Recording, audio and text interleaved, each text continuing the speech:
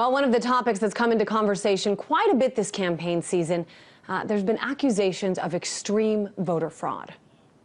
It's our duty to ensure that elections are fair, beyond reproach, accurately reflecting the will of the people. And that's what voter ID is all about. When the group True the Vote checked the numbers, they couldn't believe just how rampant the fraud really was. Most Republicans insist is all about preventing voter fraud. There are huge fears of voter fraud in the presidential election tonight. The North Carolina Republican Party is the latest to fire a company under investigation on charges of voter fraud. You might think voter fraud is a massive problem given all the attention it's getting this year. We said in South Carolina that if you have to show a picture ID to buy Sudafed, if you have to show a picture ID to set foot on an airplane, then you should have to show picture ID to protect one of the most valuable, most central, sacred rights and blessed within America, the right to vote.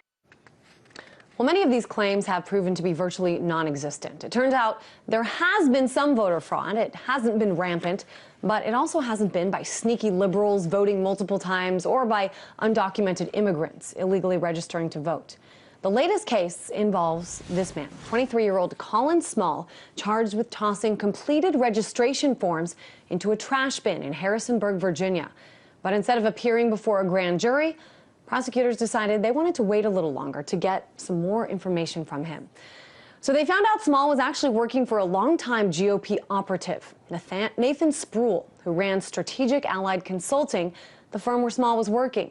And it turns out that Spruill, who had $3 million in contracts from the Republican Party before they were forced to cut ties with him, was allegedly registering dead people, altering and faking registrations of others, and encouraging this behavior of throwing out registrations of people who said they were Democrats.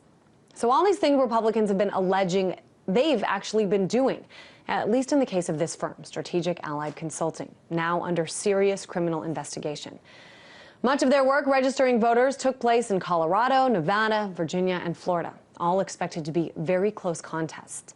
Much of this has been unfolding over the last month or so, but we want to talk about some of the latest aspects of this case with Corbin Carson, a journalist with News 21. And Corbin, I took a look at your website, votingrights.news21.com, and right on the first page, you say the exhaustive search finds very little voter fraud. How exhaustive was your search, and what exactly did you find?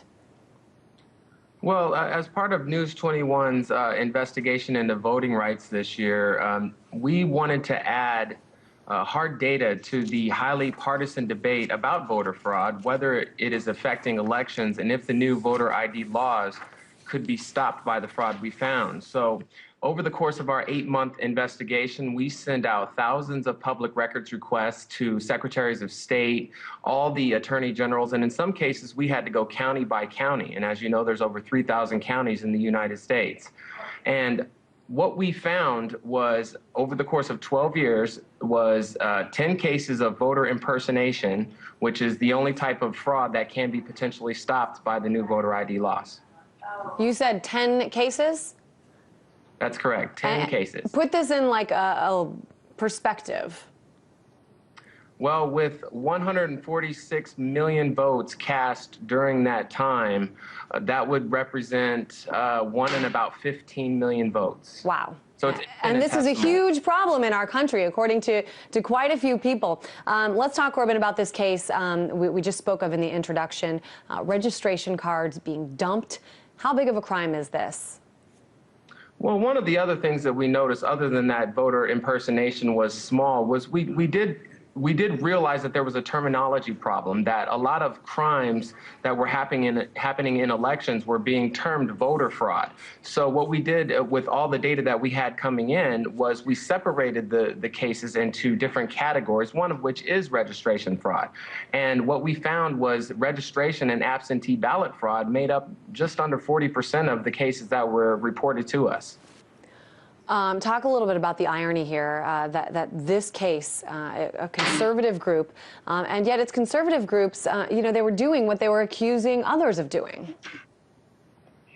Well, News 21 is a nonpartisan organization, so I wouldn't presume to suggest what the data actually means. What we wanted to do was just add the hard data to the discussion so that the different, I guess you could call them pundits on either side, could argue it out on their own. What about some of the other tactics? I mean, I don't know to what extent this figured into your research. A barrage of voter ID laws or new laws. Basically, a lot of these did get overturned by the courts, but a lot of these laws in states like Texas and Pennsylvania, some of them affected people who had served time in prison. They had served their time, they had gotten out of prison, got jobs, they were tax-paying citizens. Talk a little bit about all of these tactics and how they might figure into this election. Well, you know, our entire investigation was a wide range of voting rights with News 21. So we did have investigations into disenfranchisement, into felon voting, and that sort of thing. But I encourage your viewers to look on our website, go through our data. Not only did we put the results of the data up there, we also included every report that we received from every state. Every case is on there, over 5,000 documents. You can look in your state, in your area, and see exactly what kind of voter fraud was reported by your local officials. But to answer your question, again, I wouldn't presume to add any tactics one way or the other. We just really felt that hard data was needed for this discussion. What were some of the things, Corbin, that surprised you the most in this research? Well, from speaking with election officials and election experts, one of the things that we heard a lot over the course of this eight-month investigation was that the election system itself is broken. Every single county handles their election their own particular way. So one of the common threads that we heard from people we talked to was that maybe some sort of uniformity or some sort of standard could be applied to make the election system run a little more efficiently. Yeah, that is really interesting. I mean, so what do you suggest then? I mean, what do you think people should take from this data that you've gathered? What should people take from the data gathered? Again, after doing so many interviews, I hesitate to add any opinion one way or the other. The data is what it is. We found 10 cases of voter impersonation fraud. We did see a little bit more issues with the absentee ballot and registration in the beginning of the election cycle. We're just trying to help out the election process from where we stand. How did you guys come up with this project? I mean, what was sort of the impetus behind it? Well, each year, News 21, which is funded by the Carnegie and Knight Corporations, each year they pick one investigative topic to do an in-depth investigation on. This year it was voting rights.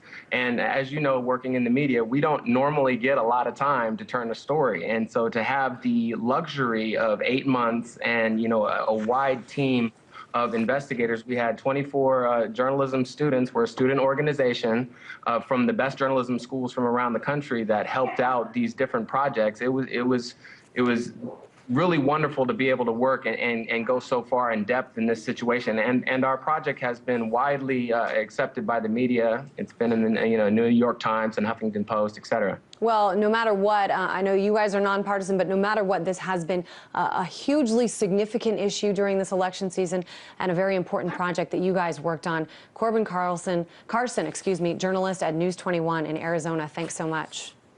Thank you, ma'am.